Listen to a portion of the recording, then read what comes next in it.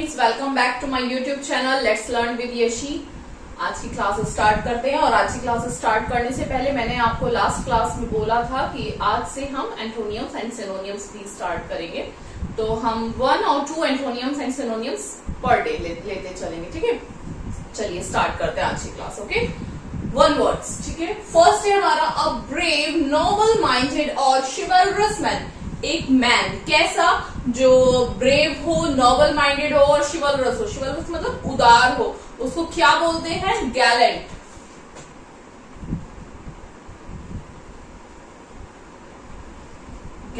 Gallant मतलब वीर। आपने ये गैलेंटियर अवार्ड भी मिलता है ना। तो सेकंड नंबर है a book with an alphabetical index of the names, address etcetera. एक बुक ऐसी जिसमें अल्फाबेटिकल ऑर्डर में एक इंडेक्स हो। किसमें? अल्फाबेटिकल, उसमें बंदे मतलब पर्सन्स का नेम हो, एड्रेस हो और उनके बारे में और जानकारी हो। वो बुक क्या कहलाती है? डायरेक्टरी।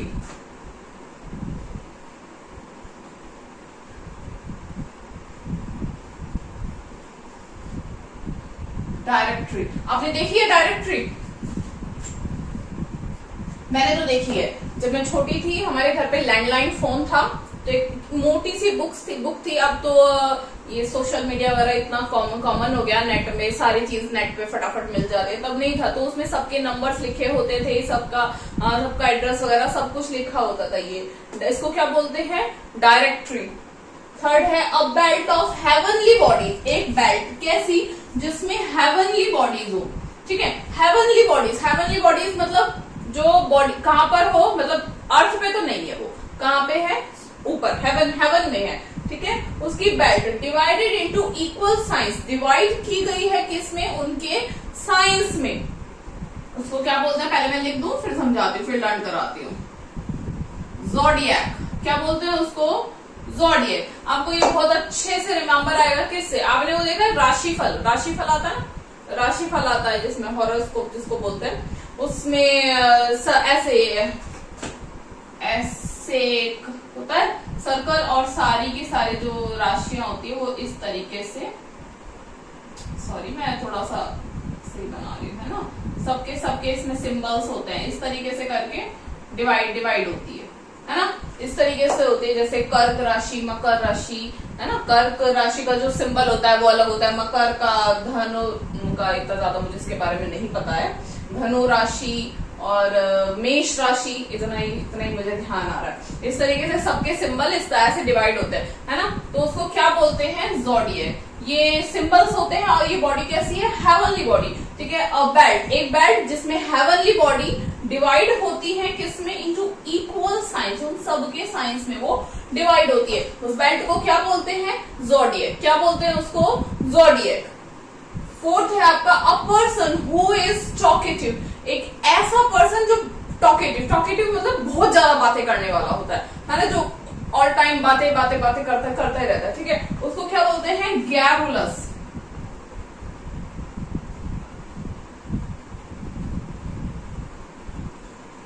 ठीक है, क्या बोलते हैं उसको? गैरुलस। एक बार रिवाइज करेंगे। फर्स्ट नंबर है एक मैन जो कैसा हो? ब्रेव हो, नोबल माइंडेड हो और शिवलरस को क्या बोलते हैं? गैलेंट। क्या बोलते हैं? गैलेंट। याद रखिएगा, गैलेंटियर अवार्ड किसके लिए मिलता है? वीरता के लिए मिलता है। और वीरता ब्रेव से क्या आ गया? बहादुरता। कनेक्ट कर लीजिएगा। ठीक है, सेकंड नंबर है a book with an alphabetical index. एक बुक जिसमें अल्फाबेटिकल इंडेक्स में क्या लिखा हो? नेम्स लिखे हो और उसके एड्रेस लिखे हो, उसको क्या बोलते हैं? डायरेक्टरी। क्या बोलते हैं उसको? डायरेक्टरी। थर्ड नंबर है एक बेल्ट ऐसी जिसमें हेवनली बॉडीज को डिवाइड किया गया हो किसमें? जो इक्वल साइंस, उसको क्या बोलते हैं? ज़ोडिएक। क्या बोलते हैं उसको? ज़ोडिएक। फोर्थ नंबर है a person who is talkative. एक पर्सन जो बहुत ज्यादा टॉकेटिव है। टॉकेटिव मतलब बहुत ज्यादा ऑल टाइम बातें करता रहता है। टॉक करने वाले को क्या बोलते हैं? गैरुलस। उस बंदे को क्या बोलेंगे? टॉकेटिव मतलब वो जो बातें करने वाला है, और उसको क्या बोल देंगे? गैरुलस। क्या बोलेंगे? गैरुलस। नेक्स्ट आइए करते हैं। फिफ्थ नंबर है a person who is skilled in horsemanship. एक पर्सन जो स्किल्ड है किसमें? स्किल्ड मतलब कुशल है, कौशल है, उसका स्किल होती है कौशल। मतलब एक पर्सन है जिसके पास ये बहुत अच्छा कौशल है। किसका? हॉर्समैनशिप का, यानी कि घुड़सवार का। जो बहुत अच्छी घुड़सवारी करता है ना, उसको क्या बोलते हैं? A person who is skilled in horsemanship. क्या बोलेंगे?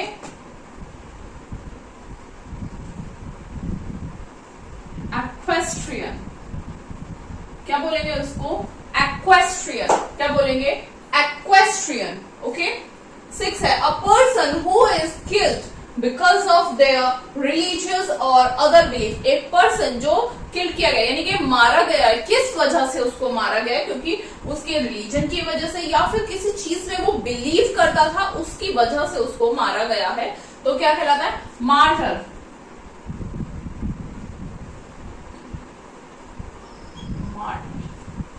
ठीक है। अ पर्सन जिसको मारा गया है, मार्टर मतलब शहीद होता है ना। हमारे जो सैनिक होते हैं, जो बॉर्डर पे सैनिक होते हैं, उनको भी तो मार्टर जब वो मार दिए जाते हैं दुश्मन की तरफ से, वो सरहद की रक्षा करते हुए मर जाते हैं, तो हम उनको ऐसे नहीं बोलते कि वो मर गए, वो क्या बोलते हैं? हम उनको वो शहीद हो गए। क्यों ऐसा बोलते हैं? क्योंकि उनका एक बिलीफ है कि उनको अपने देश की, अपनी भारत माता की रक्षा करनी है, और वो ऐसे बोलते हैं कि वो रक्षा करते हुए शहीद हो गए। ऐसे नहीं बोलते ना कि रक्षा करते हुए मर गए, नहीं, उनको सम्मान दिया जाता है। क्या बोलते हैं? कि वो हम अपने देश की रक्षा करते हुए शहीद हो गए। क्यों शहीद बोला जाता है? क्योंकि उनका एक बिलीफ है, वो उस बिलीफ की वजह से मारे गए हैं। समझ गए? मार्टर। 7 नंबर है a person who is greatly respected because of wisdom. एक पर्सन है जिसको बहुत ज्यादा सम्मान दिया जाता है, किस वजह से? उसकी बुद्धिमानी की वजह से। विजडम मतलब उसकी इंटेलिजेंस, उसकी बुद्धिमानी की वजह से उसको बहुत सम्मान मिलता है, तो उसको क्या बोलते हैं? वो पर्सन क्या कहलाता है? वनरेबल।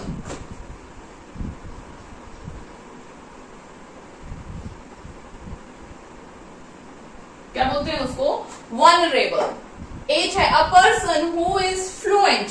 फ्लुएंट मतलब फ्लुएंसी के साथ, फ्लुएंसी क्या बोलते हैं उसको? बिना अटके, मतलब एकदम सॉरी इसका बिल्कुल एक्चुअल हिंदी वर्ड मुझे ध्यान नहीं आ रहा। फ्लुएंट, एकदम फ्लुएंसी के साथ बोल सकता है। कितनी लैंग्वेज? 2 लैंग्वेज है ना। एक पर्सन जो फ्लुएंट है किसमें? 2 लैंग्वेज में। एक पर्सन जो बहुत इजीली है ना, बहुत सरलता से, बहुत इजीली 2 लैंग्वेज को बोल सकता है, उसको क्या बोलेंगे? बाइलिंगुअल।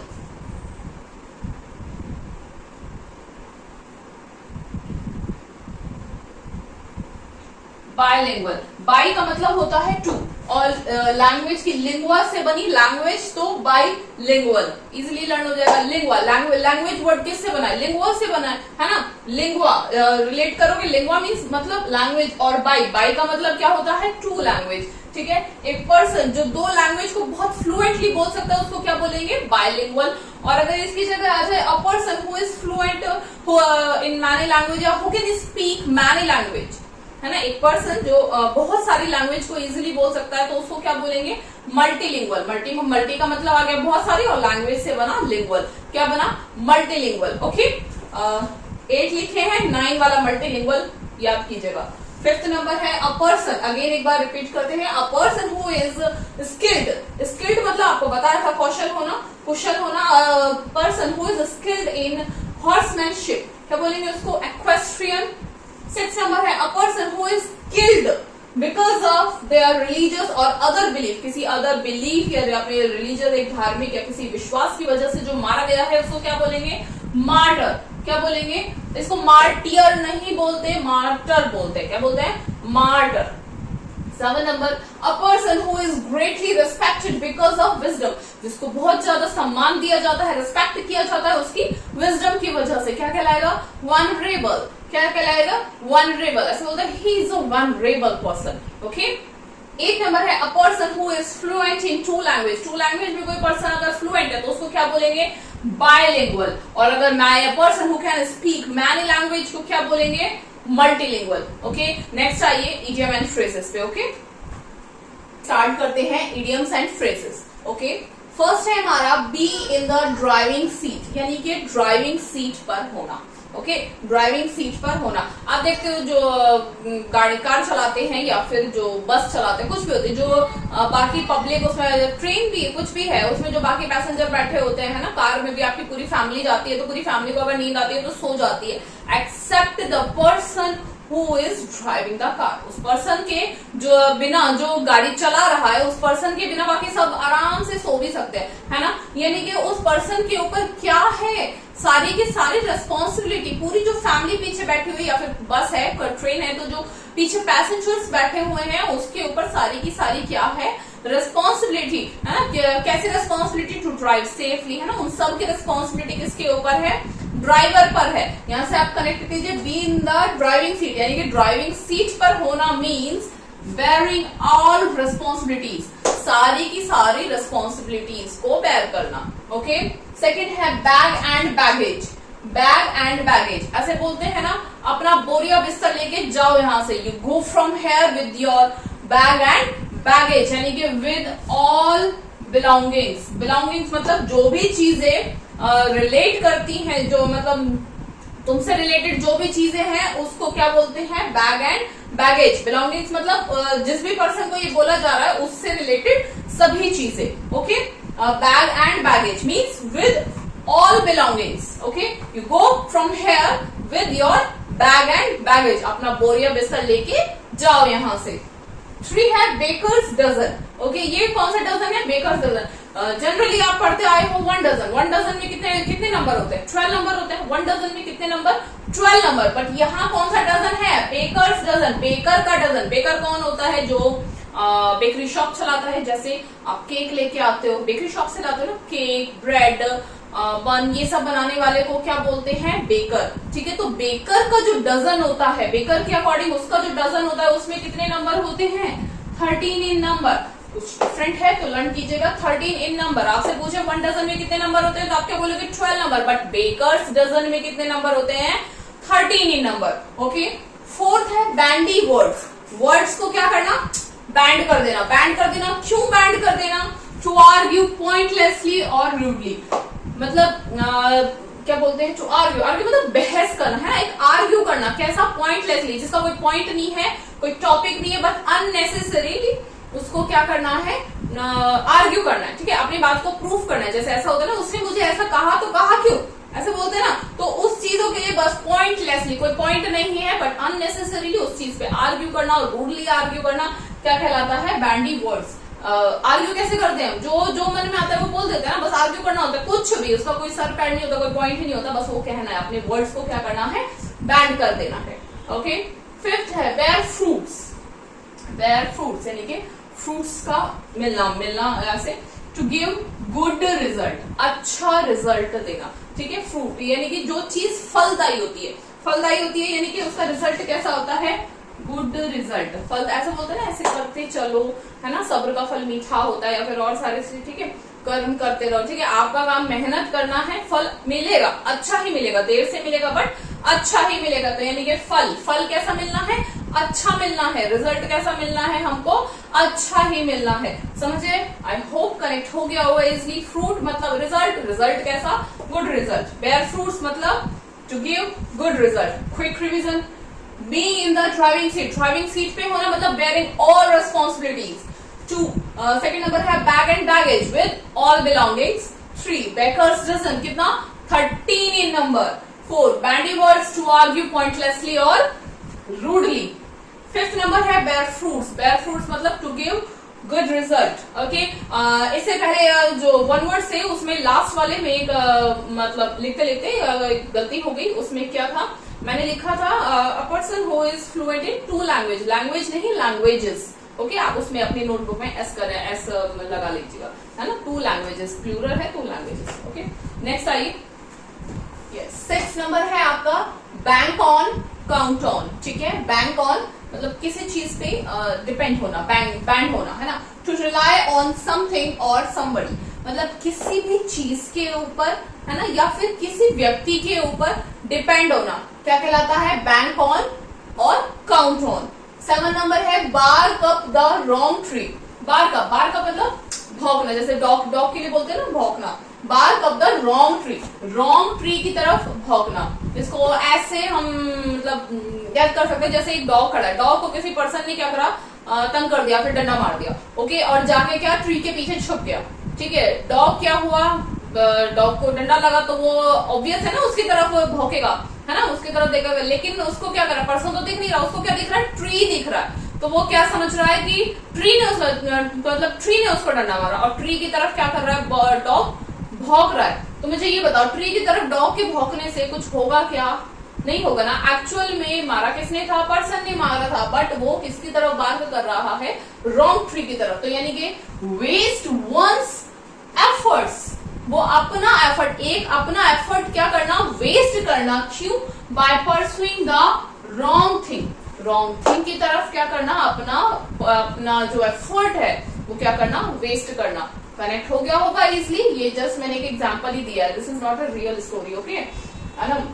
अपना एफर्ट क्या करना, वेस्ट करना, मतलब ट्री की तरफ भौंकना। क्यों भौंकना? ट्री की तरफ भौंकने से कोई हल मिलेगा क्या, कुछ अच्छा मिलेगा क्या, कुछ रिजल्ट मिलेगा? नहीं। यानी कि क्या हो रहा है, डॉग का जो एफर्ट है वो क्या हो रहा है, वेस्ट हो रहा है। वेस्ट वंस एफर्ट्स, अपने एफर्ट को क्या करना, वेस्ट करना। क्यों?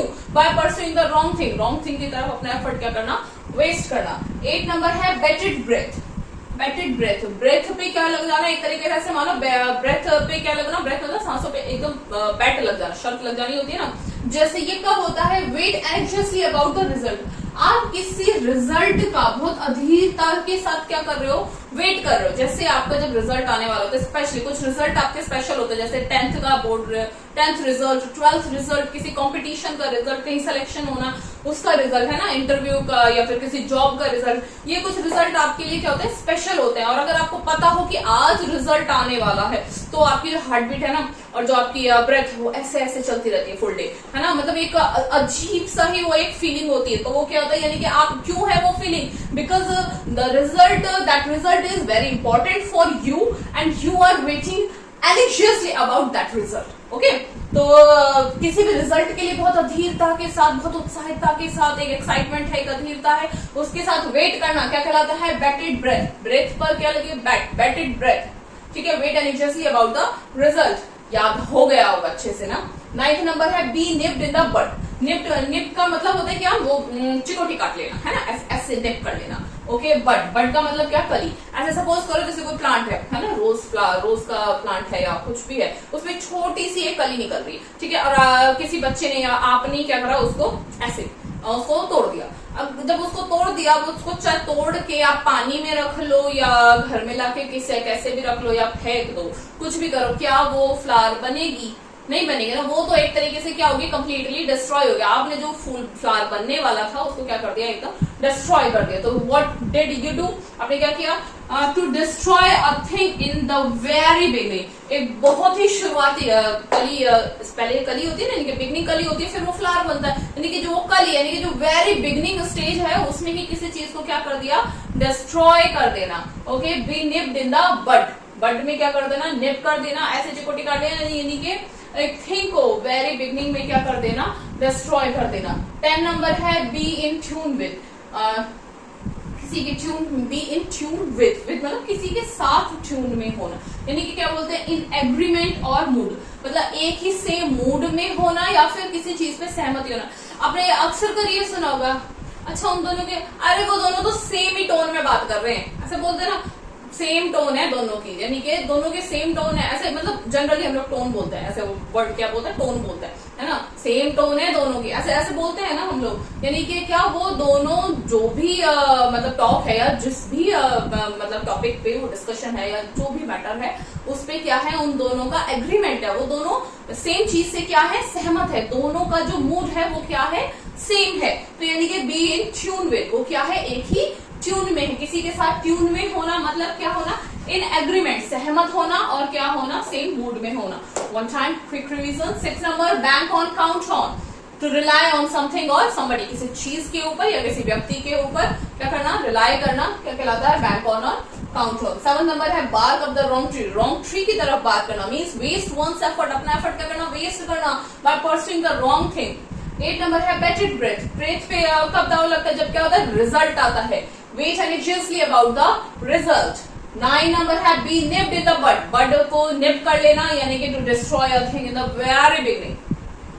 10 नंबर है be in tune with. Tune में होना मतलब इन एग्रीमेंट, एग्रीमेंट में होना, सेम एग्रीमेंट में होना, सहमत होना और सेम मूड में होना। Now your 10 idioms and phrases। Complete हो गए आपके। एंड अब आपके लिए किस पे आता है, एंटोनियम्स एंड सिनोनियम्स पे। ओके चलिए आते हैं सिनोनियम्स एंड एंटोनियम्स। ठीक है, ये आज के सिनोनियम्स एंड एंटोनियम्स इसमें जो ऐड करेंगे, ये फर्स्ट क्लास है।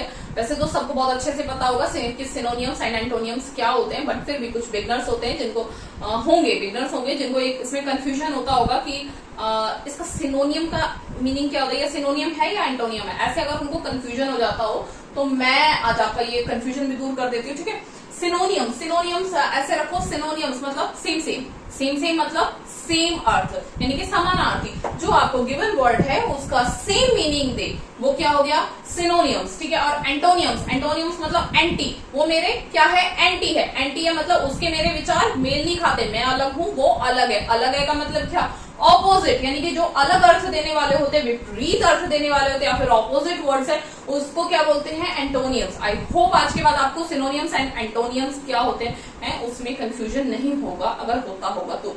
ठीक है, आज हमने वन ही वर्ड लिया है बिकॉज ये तो वन वर्ड है, बट इसके ये बहुत सारे हो जाते हैं। और ये ऐसा नहीं है कि गिवन जो वर्ड है उसके इतने ही सिनोनियम्स हैं और इतने ही एंटोनियम्स हैं, बहुत सारे और भी हो सकते हैं, बट मेन होता है हमारा ये वर्ड। इसका अगर हमको मीनिंग पता है तो जो दिए गए वर्ड्स हैं उसमें से हम मोस्ट प्रोबेबली कि ये जा रहा है ऐसे करके, मोस्ट प्रोबेबली हमारा क्वेश्चन करेक्ट होने के चांसेस हो जाते हैं। ठीक है, फर्स्ट है आपका अबेंडन। ABANDON,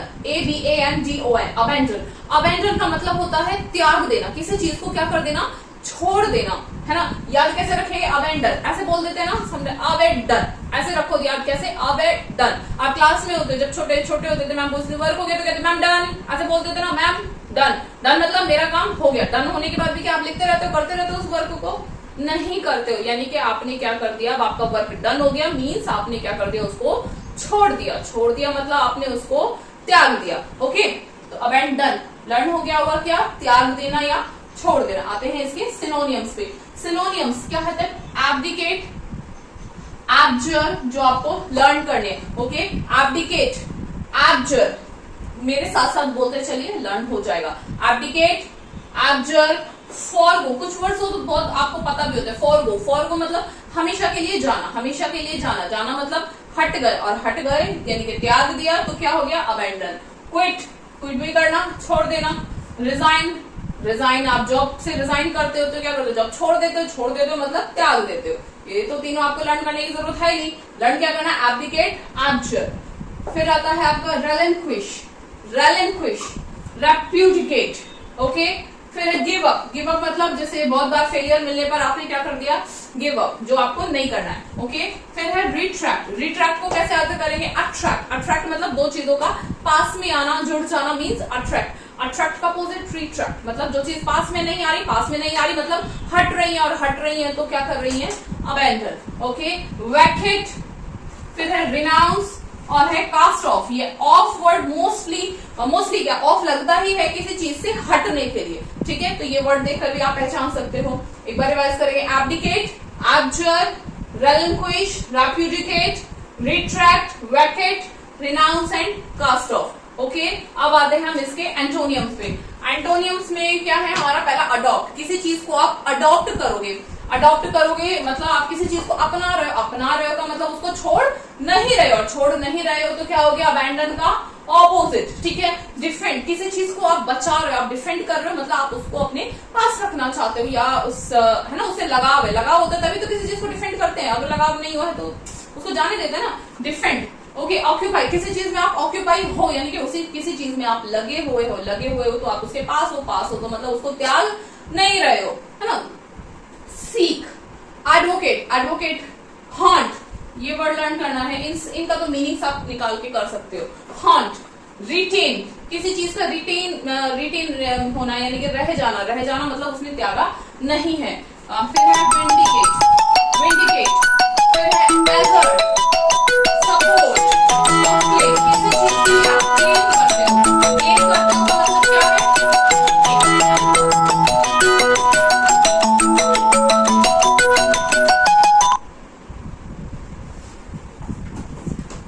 बीच में कॉल आ गया था।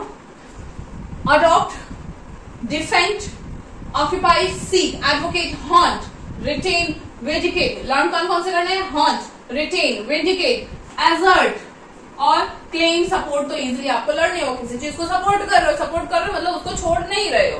क्लेम, किसी चीज के लिए आप क्लेम करते हो मतलब आप उसको पाना चाहते हो, आपके लिए आप उसको चाहते हो तभी तो उसके लिए क्लेम कर रहे हो, है ना। नहीं तो छोड़ा है, अच्छा है, जाए दूसरे के पास। ऐसे एक ह्यूमन बीइंग का यही नेचर होता है ना। तो आप किसी चीज के लिए क्लेम कर रहे हो मतलब आप उसको चाहते हो, है ना, इसलिए तो क्लेम कर रहे हो मतलब उसको जाने नहीं देना चाहते। तो अबैंडन हो गया, लर्न हो गए आज के एंटोनियम एंड सिनोनियम्स हो गए होंगे आपको, ऑब्वियसली लर्न हो गए होंगे। चलिए मिलते हैं आपको नेक्स्ट क्लास में। आज की क्लास काफी लंबी हो गई, बट अगर टारगेट को कंप्लीट करना है तो क्लास तो लंबी लेनी ही पड़ेगी। मुझे भी एनर्जी लग रही है और आप लोग भी इसको साथ साथ प्लीज नोट करते चलिएगा, है ना। तभी जो ये मेहनत है ये वर्थ होगी आपके लिए भी और मेरे लिए भी। थैंक यू सो मच, मिलते हैं आपको नेक्स्ट क्लास में। तब तक चैनल पे न्यू है तो सब्सक्राइब कीजिए और वीडियो को लाइक कीजिए। Bye bye.